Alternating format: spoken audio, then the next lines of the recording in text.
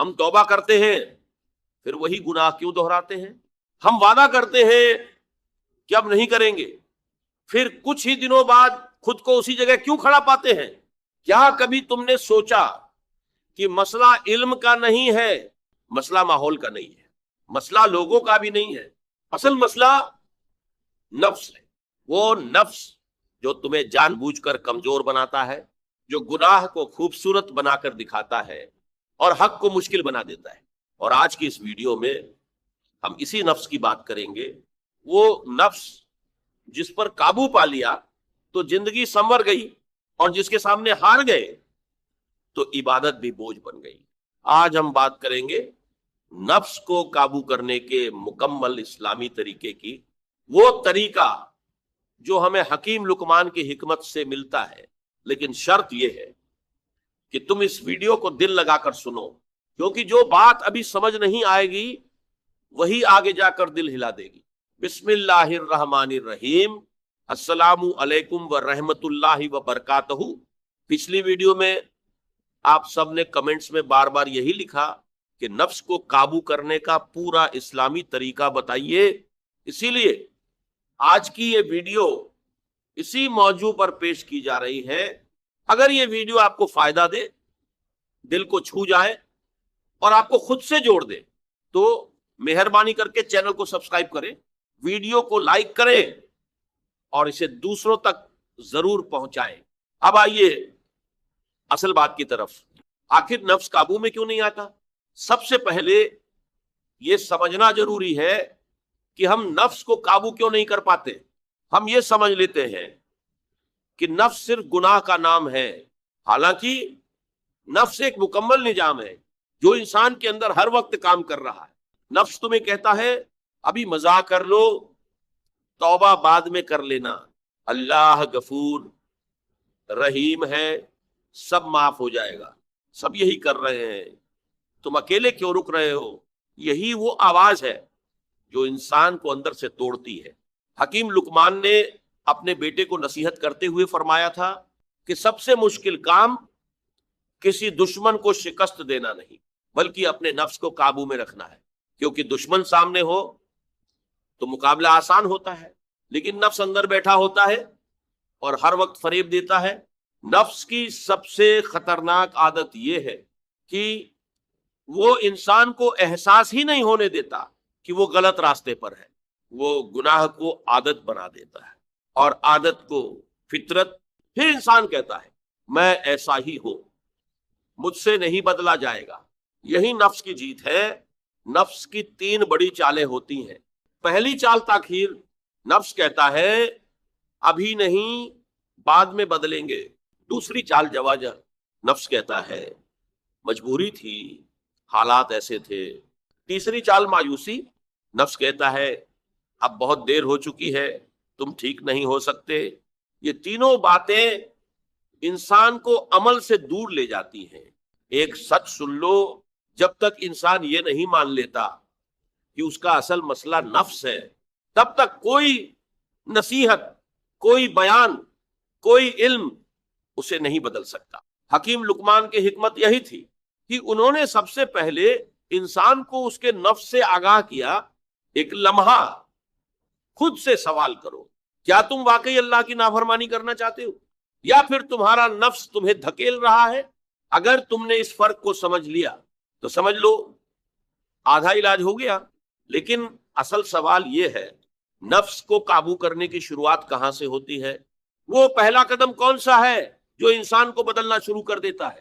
یہ راج میں اگلے حصے میں کھولنے والا ہوں، اور وہ حصہ تمہیں تمہارے ہی اندر لے جائے۔ اگر تم نے یہ حصہ سمجھ لیا تو دوسرا حصہ چھوڑنا ممکن نہیں ہوگا۔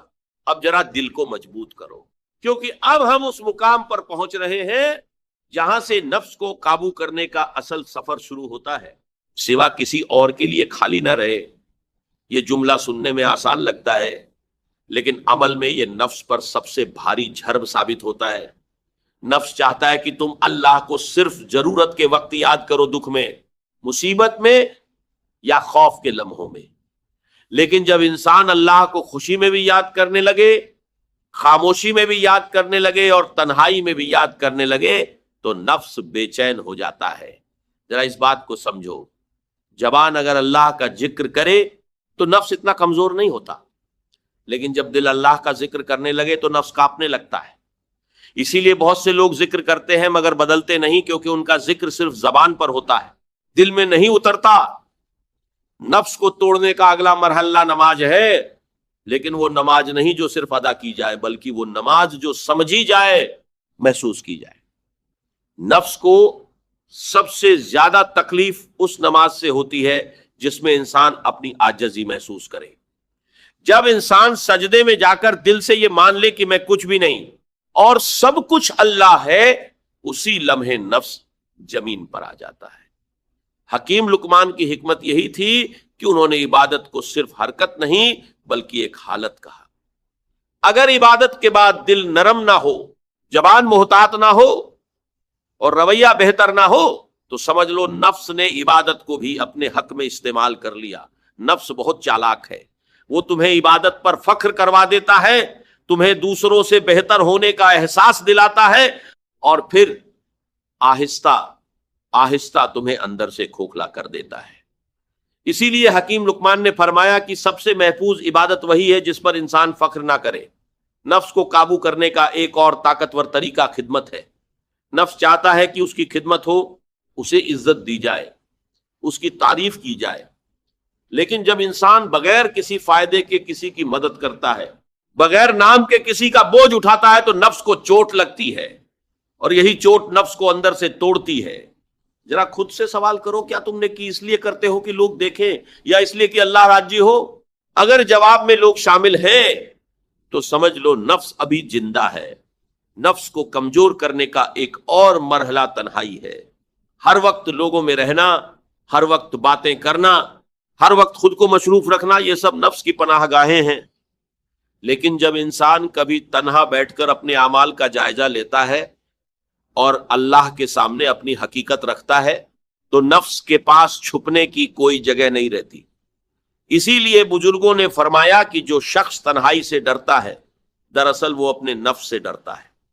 لیکن یہاں ایک بہت نازک بات ہے، جب نفس کمزور ہونے لگتا ہے تو وہ آخری وار کرتا ہے مایوسی کا۔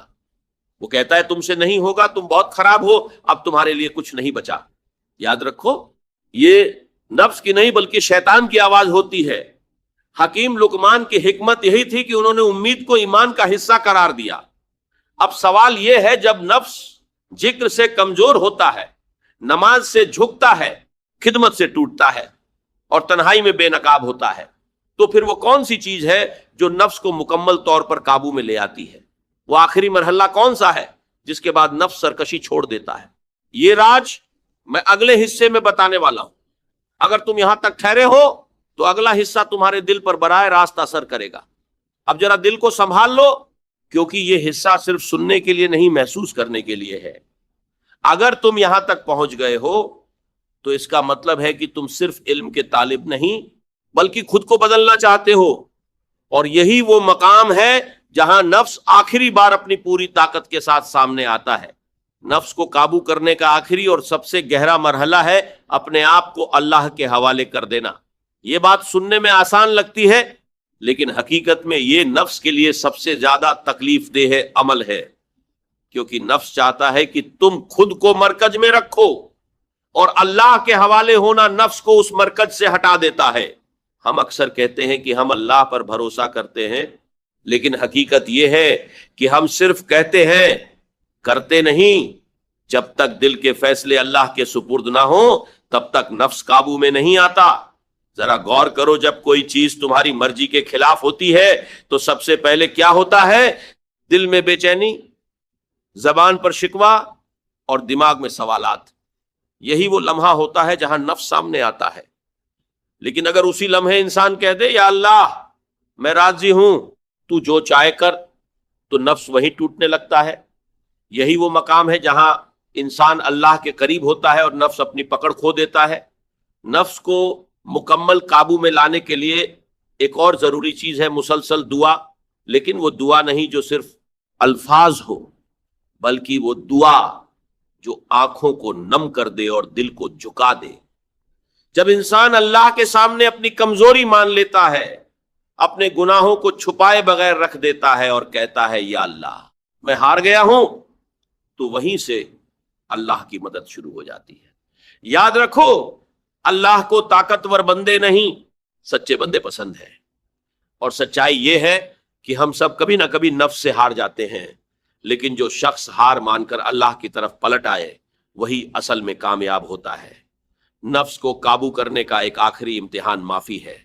نفس بدلہ چاہتا ہے، حساب چاہتا ہے کہ سامنے والا بھی ٹوٹے، لیکن جب انسان طاقت کے باوجود معاف کر دیتا ہے تو نفس اندر سے بکھر جاتا ہے۔ یہ معافی سامنے والے کے لیے نہیں بلکہ اپنے دل کی آزادی کے لیے ہوتی ہے۔ آج تمہارے دل پر جو بوجھ ہے اس کی ایک بڑی وجہ یہ بھی ہے کہ تم نے بہت کچھ معاف نہیں کیا، لوگوں کو بھی نہیں اور خود کو بھی نہیں۔ ہاں، خود کو معاف کرنا بھی ضروری ہے۔ نفس چاہتا ہے کہ تم اپنے ماضی میں الجھے رہو، اپنی غلطیوں کو اپنی پہچان بنا لو، لیکن اللہ تمہاری غلطی نہیں، تمہاری توبہ کو دیکھتا ہے۔ جب تم خود کو اللہ کے لیے معاف کر دیتے ہو تو نفس کے پاس تمہیں ستانے کا کوئی ہتھیار نہیں رہتا۔ اب ایک لمحہ خاموش ہو کر اپنے دل سے بات کرو، کیا تم واقعی اس زندگی سے تھک نہیں گئے جس میں نفس تمہیں ہر وقت گھماتا رہتا ہے؟ کیا تم سکون نہیں چاہتے؟ اگر چاہتے ہو تو ایک فیصلہ کرنا ہوگا، آج کے بعد نفس کی ہر بات بنا سوچے نہیں مانو گے، رک کر سوچو گے، اللہ کو یاد کرو گے، پھر قدم اٹھاؤ گے۔ یہی وہ لمحہ ہے جہاں سے نئی زندگی شروع ہوتی ہے۔ یاد رکھو، نفس کو قابو کرنا ایک دن کا کام نہیں، یہ پوری زندگی کا سفر ہے۔ کبھی تم جیتو گے، کبھی پھسلو گے، لیکن اصل کامیابی یہ ہے کہ تم دوبارہ اٹھ کھڑے ہو۔